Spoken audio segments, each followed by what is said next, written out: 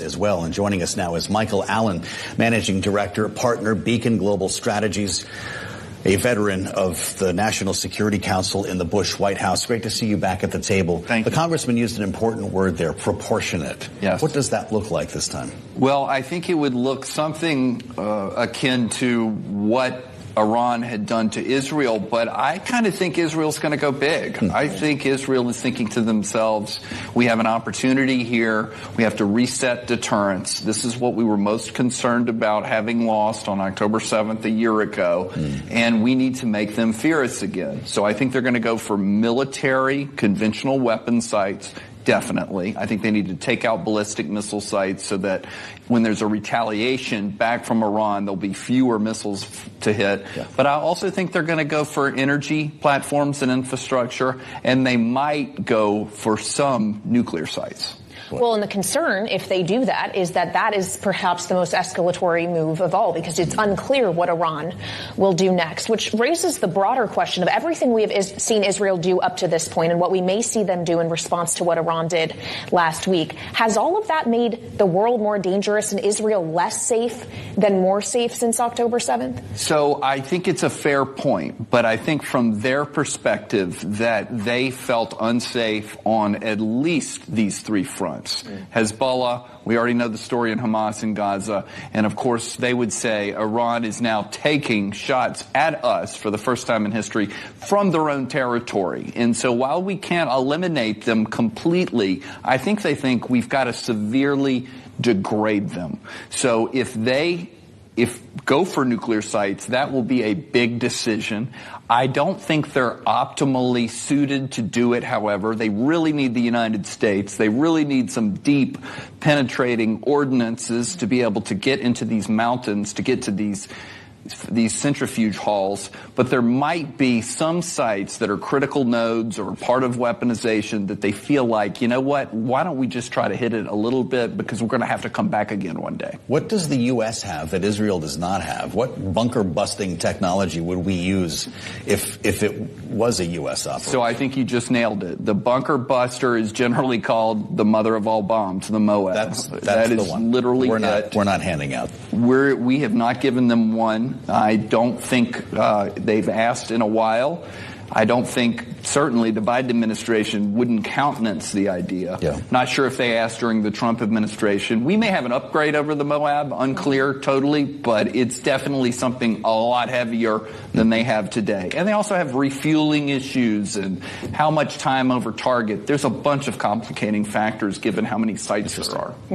Okay, so this administration hasn't given those to Israel, but this administration's only around for a few more months. Someone new will be sitting in the Oval Office come January. And one of them, Vice President Harris, sat down for an interview with 60 Minutes. It's set to air tonight, but this is a piece of what she had to say when she was asked about the U.S.'s relationship with Benjamin Netanyahu. Take a listen. I think, with all due respect, the better question is, do we have an important alliance between the American people and the Israeli people? And the answer to that question is yes. Not an important alliance with Prime Minister Netanyahu. So if you are the Prime Minister in his fragile position within his coalition government, knowing that that is potentially who you could be dealing with in the United States come January, how does that change your decision making now that there's no guarantee it will be another Donald Trump presidency that you've experienced before? So I think arguably it makes them want to go faster and hit nuclear sites while they can. By the way, two in the center type Israeli politicians, Naftali Bennett, who was previously the prime minister, and Benny Gantz have also said things to the effect of, we're never going to get a better opportunity than now to hit some of their nuclear sites. That doesn't mean it's easy. It doesn't mean they're not engaging in a little bit of politics themselves to stake out area to the right of Netanyahu. But I think it's a big factor going forward. I think even if it's Kamala Harris, he'll want to press the reset button at some point with the United States. And he has to keep that in mind. And it may cause him to go faster now while Biden's a lame duck. So you've got a 4-week window, essentially, that you just laid out. How do you best use it? I think they're going to hit Israel sometime. Israel will hit Iran sometime this week. I do believe there'll be a retaliation coming from Iran. The big question is, will they do as Iran has vowed that they will do, which is to hit oil facilities in the UAE, Saudi. They even added in, I believe, Oman and Azerbaijan. If they try to do that, the United States would be more involved, I believe, in trying to knock these missiles down. But that would be escalatory. You may see another couple of cycles on the escalatory ladder before this begins to That calm means down. we could have $100, $150 a barrel oil in time for the election, though, is it not? I think it could definitely rise. I think that's always been a factor from the United States viewpoint, which is like, let's not let this get out of control because of the price of oil. And for many other reasons, we don't want it to escalate. But things are getting crazy. Does Iran want to do that to the global economy and the U.S. economy specifically on the eve of the election, knowing that Iran, according to the Department of Justice, which has actually prosecuted people for this, is actively trying to hack into the Trump campaign, as we've seen, sow mis and disinformation online, trying to disrupt the American electoral process? I think Iran would rather Israel not do it at all because this is their lifeblood. Oil is their economy. They haven't been sanctioned in a large way, at least in terms of the enforcement of the sanctions of late. And I feel like they're saying to us, don't hit our oil infrastructure, because that is when we would start escalating elsewhere in the region. They're trying to inspire fear on the part of the United States and in Europe that a big bunch of oil is going to come off market. So put all the pressure that you have on Israel so that they don't hit our oil infrastructure. Kayleigh pointed us to the remarks from Kamala Harris about our alliance with Benjamin Netanyahu versus the people of Israel. Whoever the next president is will likely be dealing eventually with someone else in charge of that country. Donald Trump's approach versus Kamala Harris's approach means what difference to you? So I think it's inevitable that Republicans in general and Trump in particular would give the Israeli people a wider berth.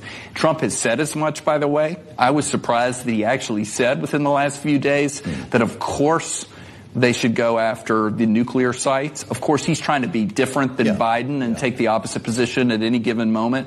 But that's a big step that he took there. That is green-lighting Iran, certainly after the election, to go after nuclear sites. I would be Israel to go after Iranian nuclear sites. I would be careful about that, by the way, because at the end of the day, once we're in a post-election situation, Trump isn't going to be there to bomb nuclear facilities. If he's for anything or against anything, it's endless wars, and he is not going to start a war, I believe, with Iran. He may try to take major players off the battlefield like he did with General Soleimani, but I think a big conventional strike against Iran is off the table.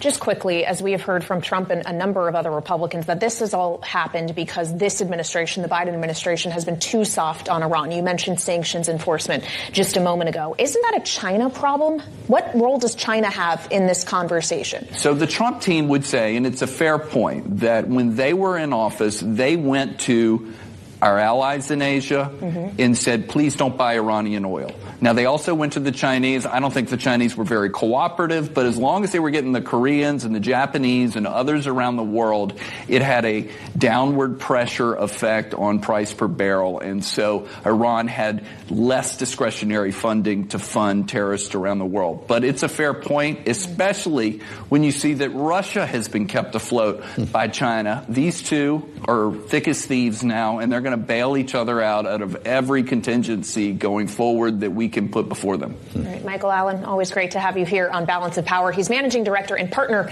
of Beacon Global Strategies, also former member of the National Security Council in the Bush White House.